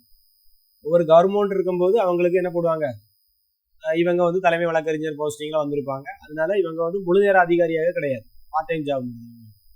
அந்த ஒரு 5 வருஷம் இவங்க வந்து அந்த சேலரி வாங்கிட்டு இருப்பாங்க. அது முறை அந்த சேலரி வருமானம் வராது. ஸோ இவர் சட்ட தொழில் செய்ய மட்டுமே பயன்படுத்தப்படுவார்கள். ஓகேவா? இந்த போஸ்டிங் வரக்கூடிய தகுதிகள் என்னதான் இருக்குன்னு பாருங்க. ஸ்பீடாக தான் போறேன், வேற நேரம் இல்லை. இந்திய குடிமகனாக இருக்க வேண்டும். எல்லாத்துக்கும் ஒரு தகுதி தான் வருது, இந்திய குடிமகனாக இருக்க வேண்டும். அப்புறம் இவருக்கு யாருடைய ஸ்டேட்டஸுக்கு தகுதியான இருக்குன்னு பாருங்க. உச்ச நீதிமன்ற நீதிபதிகளுக்கான தகுதி அவர் பெற்றிருக்காங்க. ஆக்சுவலா இவர் ஒரு லாயர் தான். ஆனா எந்த அரசுடைய லாயர்? இந்திய கவர்மெண்ட்டுக்கே ஒரு லாயரா இருப்பாரு, தலைமை சட்ட அதிகாரி. அப்படிங்கும்போது இவர் யாருடைய குவாலிபிகேஷன் இருக்கணும்னு பாத்தீங்கன்னா உச்ச நீதிமன்ற நீதிபதிக்கான தகுதி, அந்த ஒரு குவாலிட்டி இவருக்கு இருக்கும். சரியா? உச்ச நீதிமன்ற நீதிபதிக்கான ஒரு தகுதி இவர் பெற்றிருந்தால் மட்டுமே இந்த இதுக்கு போட்டியிட முடியும். ஏதாவது ஒரு உயர் நீதிமன்றத்துல அல்லது பாருங்க, ஏதாவது ஒரு உயர் நீதிமன்றத்துல 5 ஆண்டுகள் நீதிபதியா இருந்திருக்கணும், நீதிபதியாகவோ அல்லது 10 வருடங்கள் வழக்கறிஞராகவோ அந்த உயர் நீதிமன்றத்துல பணிபுரிஞ்சிருக்கணும். இந்த மாதிரி ரூல்ஸ் இருந்தாச்சுன்னா இவர் யாராவது கொண்டு போட்டுடலாம், இந்த இந்தியாவின் தலைமை வழக்கறிஞருக்கு குவாலிபிகேஷன் இவருக்கு வந்துடும். அப்போ எதெல்லாம் ஞாபகம் வச்சிருங்க. முதல் பாயிண்ட் கண்டிப்பா இது ஃபுல்ஃபில் ஆயிருக்கணும், இந்திய குடிமகனாக இருக்க வேண்டும். அதே மாதிரி உச்ச நீதிமன்ற நீதிபதிக்கான ஒரு தகுதி இவர்கிட்ட இருக்கணும். உச்ச நீதிமன்ற நீதிபதிக்கான ஒரு தகுதியே இவர்கிட்ட இருக்கணும். அதே மாதிரி ஏதாவது ஒரு உயர் நீதிமன்றத்தில் இவர் எத்தனை வருஷம் வழக்கறிஞர் நீதிபதியா இருந்திருக்கணும், ஒரு 5 வருஷம் நீதிபதியாவே இருந்திருக்கணும் எங்க உயர் நீதிமன்றம். அல்லது 10 வருடங்கள் அந்த நீதிமன்றத்துல எப்படி இருந்திருக்கணும், உயர் நீதிமன்றத்திலே வழக்கறிஞரா பணியாற்றி இருக்கணும். இருந்தால் இவருக்கு தகுதிகள் ஃபுல்ஃபில் ஆகும். அப்புறம் இவருடைய பதவி காலம் இல்ல ஒரு பாயிண்ட் கீழே வந்துட்டு. ஓகே, சிறந்த சட்ட நிபுணராக இருக்க வேண்டும். அடுத்தது பதவிக்காலம். இந்திய அரசியல் அமைப்புல இவருடைய பதவி காலத்தை பற்றியே குறிப்பிடவில்லை. அதனாலதான் இவங்க ஒரு கவர்மெண்ட் மாறினோன்னு மாறி வெளியே போக வேண்டிய சூழ்நிலையில இருக்கு. புரியுதா? சரத்தை கொடுத்தாங்க 78 76ன்னு கொடுத்தாங்க. ஆனா அவங்களுக்கு எத்தனை வருஷம் அந்த இது பண்ணலாம், இந்த பொறுப்புல இருக்கலாங்கிறத இந்த சரத்து குறிப்பிடாத காரணத்தினால் இந்த கவர்மெண்ட் மாறும் பொழுது ஆட்டோமேட்டிக்கா இவங்க என்ன செய்றாங்க, அது ஒரு தலைப்பு போட்டாச்சு, குடியரசுத் தலைவர் விரும்பும் வரை பணியில் நீடிக்கலாம் அப்படின்னு போட்டு முடிச்சாச்சு. குடியரசுத் தலைவர் விரும்பும் வரை இவர் பணியில் நீடிக்கலாம்.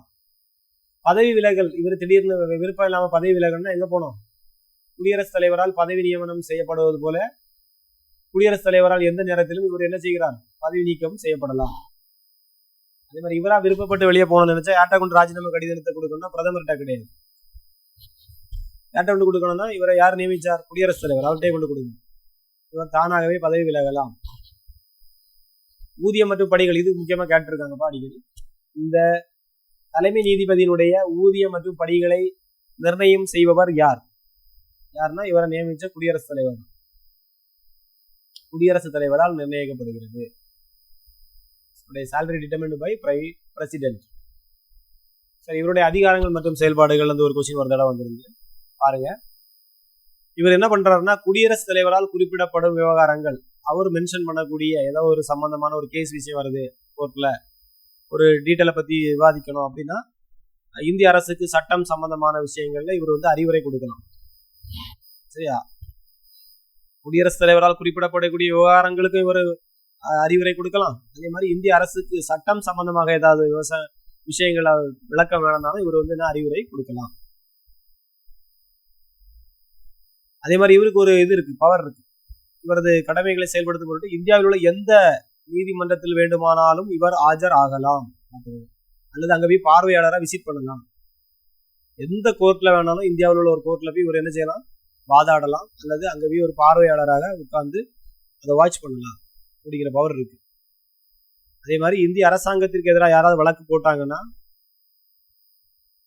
இந்திய அரசாங்கத்திற்கு எதிரான வழக்குகளில் இவர் ஆஜராகவோ அல்லது ஆலோசனை வழங்கவோ கூடாது. இந்திய அரசாங்கத்திற்கு எதிராக எவனா வழக்கு போட்டு கவர்மெண்ட்டுக்கு எதிராக வழக்கு நடக்கும் பொழுது இவர் இந்திய அரசாங்கத்திற்கு ஆதரவாகவே ஆஜராகவோ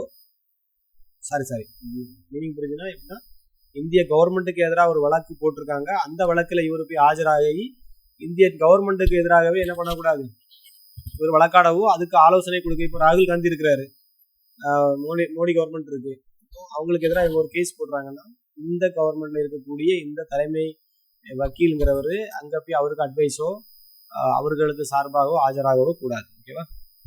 அதே மாதிரி வேற எங்கேயாவது நிறுவனத்துல ஒரு டைரக்டரா பொறுப்பேற்க கூடாது. அப்புறம் ஒரு முக்கியமான பாயிண்ட் இருக்கு, 143 நம்ம படிச்சிருக்கோம். யாரு ஆலோசனை சொல்லக்கூடியது? இந்திய அரசியலமைப்பின் 143ங்கிற சரத்து குடியரசுத் தலைவருக்கு உச்சநீதிமன்றத்தினிடம் ஆலோசனை கேட்கும் அனைத்து விவகாரங்களிலும் இவர் கருத்தையும் கேட்டறிய வேண்டும். இவர் கருத்தையும் கேட்டறிய வேண்டும். இப்படி ஒரு ஆர்டிகிள் இருந்து நம்ம பார்த்தோம் குடியரசுத் தலைவர் படிக்கும் பொழுது. ஆர்டிகிள் 143 என்ன சொல்லுதுன்னா, இந்த குடியரசுத் தலைவர் அவருக்கு ஏதாவது சட்ட விஷயங்கள்ல ஒரு சந்தேகம் வந்துச்சுன்னா யார்கிட்ட அணுகலாம்னா உச்ச நீதிமன்றத்தினிடம் ஆலோசனை பண்ணலாம். உச்ச நீதிமன்றத்திடம் ஆலோசனை வாங்கணும்னா அதுக்கு முன்னாடி இவர்கிட்டயே என்ன செய்யணும், இந்த கருத்தை இவர் வந்து கேட்டறியணும். ஓகேவா? ரைட். அப்படி ஒரு பவர் இவருக்கும் இருக்கு. அதே மாதிரி இந்திய அரசாங்கம் சம்பந்தப்பட்ட அனைத்து வழக்குகள்ல இவர் வந்து ஆஜராவார். அப்புறம் பாராளுமன்றம், இது ஒரு முக்கியமான பாயிண்ட் பாருங்க.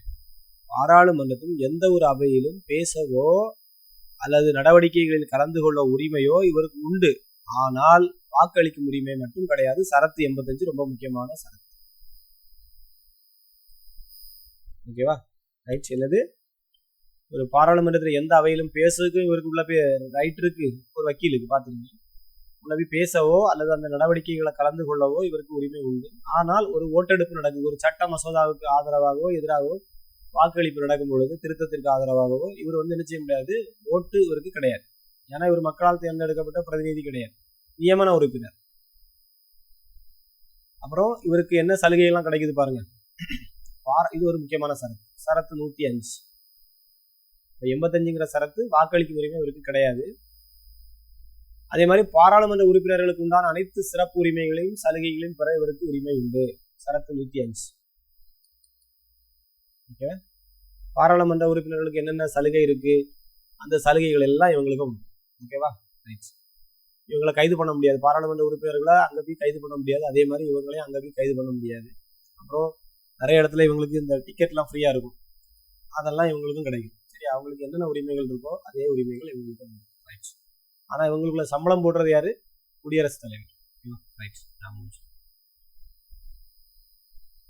ஓகேப்பா, இன்னைக்கு இவ்வளோத்தையும் முடிச்சிடும் பாலிட்டியில். ஓகேவா? ரைட். இன்னும் பாலிட்டியில் ஒரு டாபிக் பேலன்ஸ் இருக்குது நம்ம சிலபஸ் படி. அதை ஏதாவது ஒரு கிளாஸ் டைமில் அதை எடுத்து விட்றேன். அவனே எவ்வளோ என்ன இருக்கு,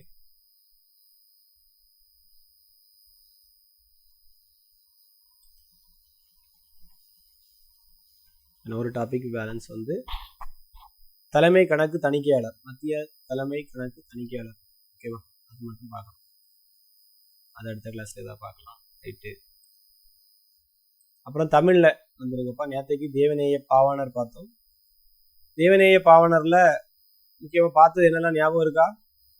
ஸ்பீடா இதெல்லாம் படிச்சிட்டீங்களா? டேபிள்லாம் படிச்சிட்டீங்களா? படிச்சிருங்கப்பா. மூசு, கவ்வை, குறும்பை இதெல்லாம் பார்த்தோம். கச்சல்னா வாழை பிஞ்சுன்னு பார்த்தோம்.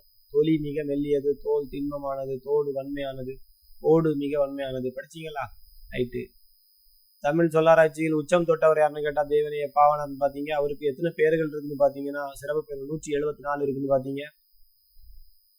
அப்படிதானா? எத்தனை நூல்கள் எழுதியிருக்கிறாங்கன்னா 43ன்னு பாத்தீங்க. அப்புறம் நாடு மொழி நமதிரு கண்கள்னு சொன்னா யார சொல்லுவீங்க? பாரதியார சொல்லணும், மாத்தி விட்டுறக்கூடாது. அப்புறம் இதை வச்சு ஸ்டேட்மெண்ட்ல கேட்டுட்டே இருக்கிறாங்க. தமிழ் சொல்லாராய்ச்சியில் உச்சம் தொட்டவர், செந்தமிழ் சொற்பிறப்பியல் அகர முதலி திட்ட இயக்குநராக பணியாற்றியவர். அந்த திட்ட இயக்குனர் உலக தமிழ் கழகத்தை நிறுவி அதுக்கு என்ன போஸ்டிங்ல இருந்தார்னா தலைவராக இருந்தவர். இதெல்லாம் கரெக்டா வச்சிருங்க, ஸ்டேட்மெண்ட்ல கேட்கலாம். அப்புறம் இன்னைக்கு நம்ம பார்க்கக்கூடியது அகர முதலியில வரும். இன்னைக்கு அகர முதலி, ஓகேவா? அதே மாதிரி முக்கியமா மதுரையில ஒரு மீட்டிங் நடக்கும் தேவநேய பாவனருக்கு. 5/1/81 டேட்டு மறந்துடாதுங்க, இயரம் மறந்துடாதுங்க. அதுலதான் உலக தமிழ் மாநாட்டின் பொழுது மாந்தனுடைய தோற்றமும் தமிழர் மரபும் என்னும் தலைப்பில் சொற்பொழிவாற்றி தமிழன்னைக்கு பெருமை சேர்த்தவர் யாருன்னு கேட்டீங்கன்னா இந்த ஆளுதான். யாரு? தேவநேய பாவாணர். ஓகேவா? அப்புறம் எனக்கு மனைவியும் உண்டு மக்களும் உண்டு அப்படின்னு சொன்னது யாரு? மானமும் உண்டுன்னு சொன்னது இவர் தான். ஓகேவா? ரைட். இன்னைக்கு வாரம் அகர முதலி பழைய புத்தகத்தில் உள்ளது. 8ஆம் கிளாஸ் பழைய புத்தகத்தில் இந்த டாபிக் இருக்கு. அகரமும் ஆதியும் சேர்ந்துதான் அகராதின்னு சொன்னாங்க. அந்த அகராதி தான் அகர முதலியா மாத்திட்டாங்க. இப்போ தற்போதைய பேச்சு வழக்கு சொல் வழக்குலாம் அகராதி தான் எதா மாறி இருக்கு? அகர முதலின்னு மாறி இருக்கு. ஓகே, அகராதி கன்வெர்டட் டு இல்ல சேஞ்ச் டு எதா மாறி இருக்கு? அகர முதலின்னு மாறி இருக்கு. ஞாபகம் வச்சுக்கோங்க. அப்புறம் நிகண்டுகள். நிகண்டுகள் அதே அகர முதலியில வரலாற்றுல வரக்கூடிய ஒரு இடத்தை பெற்றக்கூடிய ஒரு சொற்பொருள் நூல் தான். அந்த நூல்களை நிகண்டுகள்னு சொல்றாங்க. சொற்பொருள் சொல்லக்கூடியது. சொல்லும் இருக்கும், பொருளும் இருக்கும், துறையும் இருக்கும். இதெல்லாம் எவ்வாறு அழைக்கப்படுகிறது? அந்த நூல்களால நிகண்டுகள்னு சொல்லுவாங்க. சரி, அந்த நிகண்டுகளிலே மிகவும் பழமையான நிகண்டு எதுன்னு ஒரு கொஸ்டின் அடிக்கடி கேட்பாங்க. சேந்தன் விவாகரம். சேந்தன் விவாகரம். ஞாபகம் வச்சுக்கோங்க. நிகண்டுகளில் மிக பழமையானது எப்ப கேட்டாலும் சொல்லணும் சேந்தன் விவாகரம். சரியா? நிகண்டுகள்ல மிக பழமையானது. ஆசிரியர் பேர் திவாகரர். அப்புறம் இந்த நிகண்டுகள்லயே அப்புறம் ஒரு 25 நிகண்டுகள் வந்திருக்கு. அதுலயும் ஒரு சிறப்பான நிகண்டுகள்னு கேட்டாங்கன்னா மண்டல புரூடர் இயற்றிய சூடாமணி நிகண்டு. சரியா? என்ன நிகண்டு? மண்டல புரூடர்ங்கிற ஒரு நபர் எழுதிய சூடாமணி நிகண்டு. சரியா? ரைட், ஞாபகம் வச்சுக்கோங்க. சேந்தன் திவாகரன் தான் பழமையான நிகண்டு. சூடாமணி நிகண்டுன்னு போட்டக்கூடாது. இதெல்லாம் வரிசையை சேர்த்து வச்சிருப்போம். எல்லாம் கேட்ட பேராவே இருக்கும். சேந்தன் திவாகரகம், சூடாமணி நிகண்டுலாம் இருக்கும். அது மண்டையில தான் மண்டையில மண்டலன்னா என்னது? மண்டையில தானே சூடுவாங்க. எதை சூடுவாங்க? பூவோ நெட்டி சுட்டியோ சூடுவாங்க அப்படின்னு ஞாபகம் வச்சுக்கலாம். மண்டல சூடா அப்படின்னு ஞாபகம் வச்சுக்கலாம். மண்டையில சூடாத ஒரு மணி அப்படின்னு ஞாபகம். மண்டல புரூடர். சூடாமணி நிகண்டு ஆசிரியர் ப்ரீவியஸ் இயர் கேட்டது பார்த்துருங்க. யாரு? வீரமண்டல புரூடர். நிகண்டுகளில் மிக பழமையானது சேந்தன் திவாகரம். அப்புறம் திருமந்திரத்துல ஒரு இது இருக்கு. திருமந்திரம் எழுதுனது யாரு? திருமூலர் எழுதிய திருமந்திரம் சொல்லுவாங்க. 3000 பாடல்கள் இருக்கும். சரியா? ரைட். அந்த திருமந்திரத்துல அகராதி என்ற சொல் முதலாக இடம்பெற்றிருக்கு. அகராதி என்ற சொல் எங்கு இடம்பெற்றிருக்கிறது பாத்தீங்கன்னா திருமந்திரத்துல இடம்பெற்றிருக்கு முதலாக. அதே மாதிரி நிகண்டுகள் ஒன்றான அகராதி நிகண்டு ஒரு நிகண்டு இருக்கு. அதுல அகராதிங்கிற சொல் இடம்பெற்றுள்ளது. ஓகேவா? அடைமொழியாக வந்துள்ளது.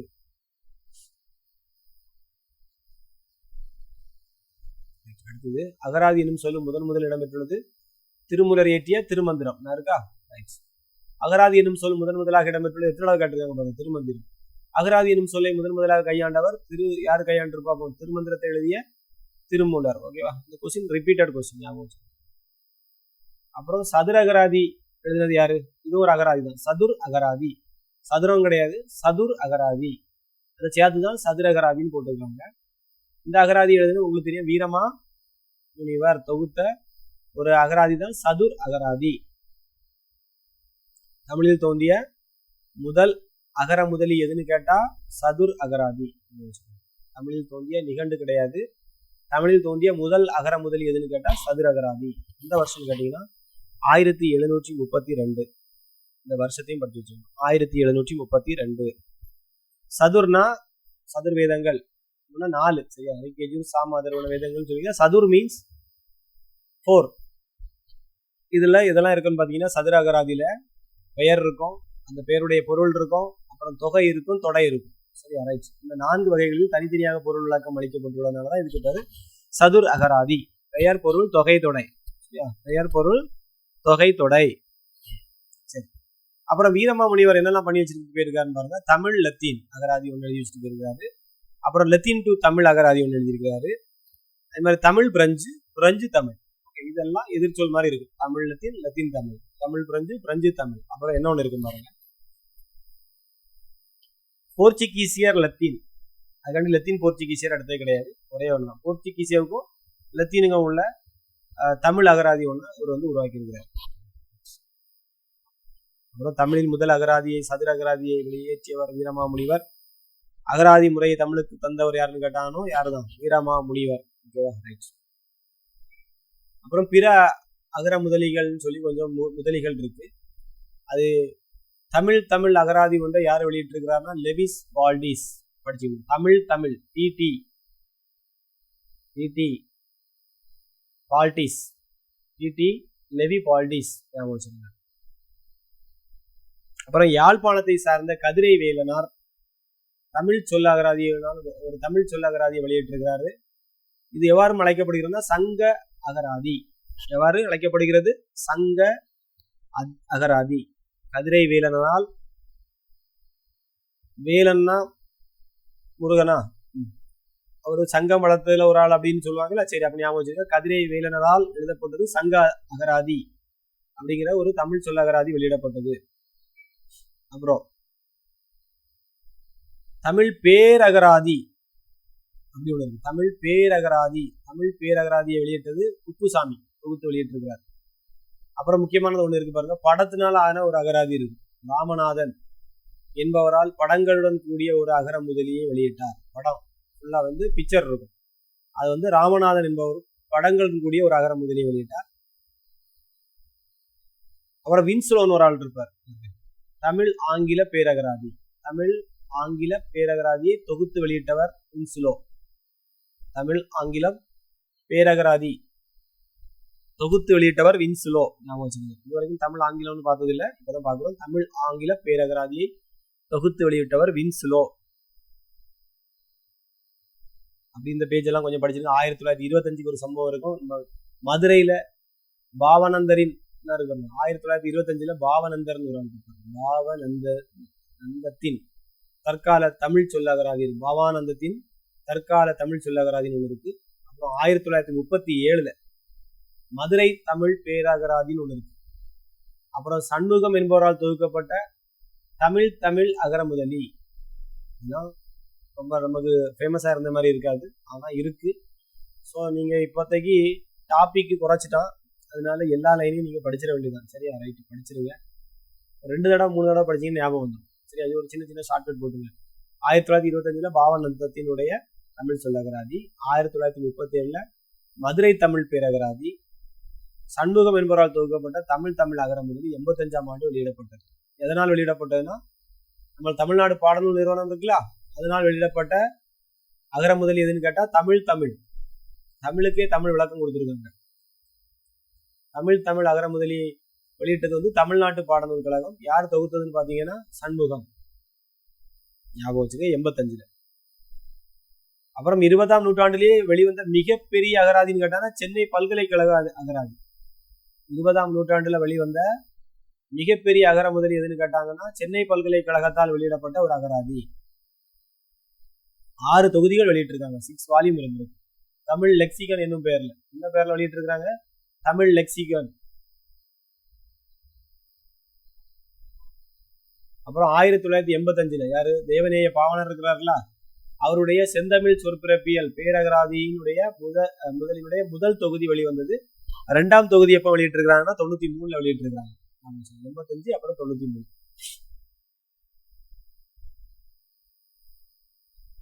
ஏற்கனவே படங்கள் வச்சு ஒரு அகராதி பார்த்தோம். யாரு? குப்புசாமியா.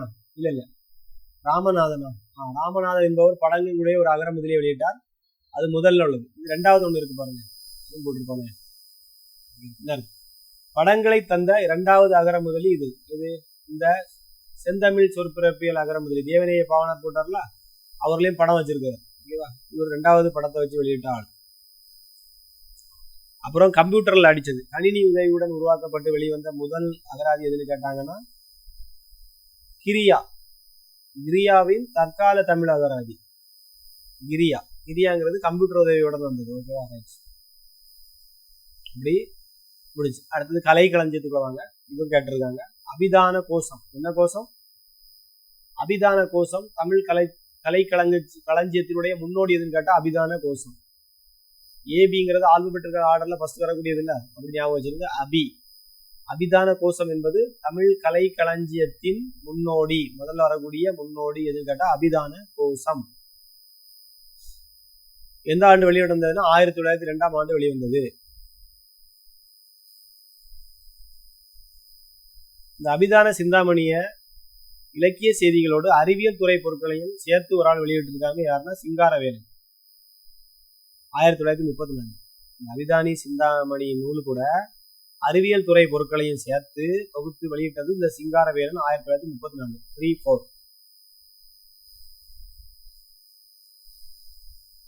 அப்புறம் இது ஒரு ஸ்டேட்மெண்டா கேட்கலாம், பார்த்துருங்க. தமிழ் வளர்ச்சி கழகம் முறையான முதல் கலைக்களஞ்சியத்தை தொகுத்து வெளியிட்டுள்ளது. இது எத்தனை தொகுதிகளாக வெளிவந்துள்ளது? நம்பரை மாத்திடுவோம் ஸ்டேட்மெண்ட்ல. கவனமா பார்த்துக்கோங்க. 10 தொகுதிகளாக வெளிவந்துள்ளது. இதுல குழந்தைகளுக்கான கலைக்களஞ்சியம், நாடக கலைக்களஞ்சியம், இஸ்லாமிய கலைக்களஞ்சியம் முதலிய பல கலைக்களஞ்சியங்களையும் இது வெளியிட்டுள்ளது. தமிழ் வளர்ச்சி கழகம் ஒண்ணு இருக்கு, இப்பவுமே இருக்கு. இது முதல் கலைக்களஞ்சியத்தை தொகுத்து வெளியிட்டுள்ளது. அது எத்தனை தொகுதிகளா வெளிவந்துச்சுன்னா 10 வால்யூமா வெளிவந்திருக்கு. ஓகேவா? ரைட். இது கலைக்களஞ்சியம் கீழே வரக்கூடிய கண்டென்ட். அப்புறம் கலைச்சொல் நம்ம இப்ப படிக்கிறோம்னா தமிழ்ல கலை சொற்கள், அதுக்குள்ள கண்டென்ட் இப்பதான் வரும். கலைச்சொல் அகர முதலி. இதுலதான் பல்வேறு துறை சார்ந்த நம்ம சிலபஸ்லயே கொடுத்துருக்கோம். அந்த துறை சார்ந்த இந்த துறை சார்ந்த கலைச்சொற்களுக்கு ஆன கலைச்சொல் விளக்கம் தருக, இல்ல கலைச்சொல் தருகன்னு கொடுத்துருப்பாங்க. ஞாபகம் இருக்கா? சிலபஸ் எடுத்து பார்த்துருங்க. அப்போ இந்த கலைச்சொல் அகர முதலில பல்வேறு துறைகள் சார்ந்தது இருக்கும். உதாரணத்துக்கு கொடுத்துருப்பானே, கலைக்கதிர் நிறுவன முயற்சியால் பொது அறிவு, உளவியல், புவியியல்ல தான் ஜிஹெச் அந்த ஆர்டர் படிச்சுட்டு இருக்கோம். இப்போ ABCD படிச்சுட்டு நம்ம புவியியல்ல தான் படிச்சுட்டு இருக்கோம். புவியியல், புள்ளியியல், வரலாறு, வானவியல் எல்லா துறைகள்லயும் என்ன கொடுத்துருக்காங்க? கலைச்சொற்கள் தொகுத்து கொடுத்துட்டு இருக்காங்க. 1960ஆம் ஆண்டு தொகுக்கப்பட்டது முதன் முதலாக கலைச்சொற்கள் 1960ல தொடக்கப்பட்டது. அப்புறம் இந்த மனவை முஸ்தபான்னு ஒரு ஆளு அறிவியல் சார்ந்த துறை வாரியான கலை சொற்கள் எல்லாம் தொகுத்து வெளியிட்டு இருக்கிறாரு. மனவை முஸ்தபா சயின்ஸ் சம்பந்தமான கலை சொற்கள் உள்ள நூல்களை தொகுத்து வெளியிட்டது யாருன்னு கேட்டா மனவை முஸ்தபா. டாபிக் முடிய போகுது. கடைசி பாயிண்ட், அறிவியல் கலைக்களஞ்சியம் 1990ஆம் ஆண்டு வெளியிடப்பட்டது. அறிவியல் கலைக்களஞ்சியம் 1991ஆம் ஆண்டு வெளியிடப்பட்டதுன்னு போட்டுருக்குல. அறிவியல் களஞ்சியம் ஒரு புத்தகம் எப்போ வெளியிடப்பட்டதுன்னு கேட்டீங்கன்னா 1991 தனியா வெளியிடப்பட்டது. கடைசியா ஒண்ணு இந்த பாரதிதாசன் ஒண்ணு சொல்லியிருப்பார், அகர முதலி ஒன்றை நாளும் படித்து வருவாய். இப்படி சொன்னது யாருன்னா பாரதியாரா பாரதிதாசன் குழப்பி விட்டுருவாங்க. அகர முதலி ஒன்றை நாளும் படித்து வருவாய்ன்னு சொன்னது பாரதிதாசன். இருக்கா? நிகரில்லாத சொற்கள் நினைவில் நன்கு பெறுவாய் படிச்சேன் அப்படின்னு சொன்னது பாரதிதாசன். ஸோ இன்னைக்கு இந்த டாபிக் முடிச்சுக்கிறேன். ஓகேவா? அடுத்த நாள் பாவலரேறு பெருஞ்சித்திரம் தான். லாஸ்ட் கிளாஸ் பார்த்தது இந்த பாவலரை பற்றி படிச்சிருக்கோம். இன்னைக்கு பார்த்தது கலை சொற்கள், இந்த இது அகர முதலி, நிகண்டு எல்லாமே சேர்த்து பார்த்துட்டோம். ஓகேவா? ரைட். சரிப்பா, இன்னைக்கு கிளாஸை முடிச்சுக்கிறேன். மகிழ்ச்சிராஜி.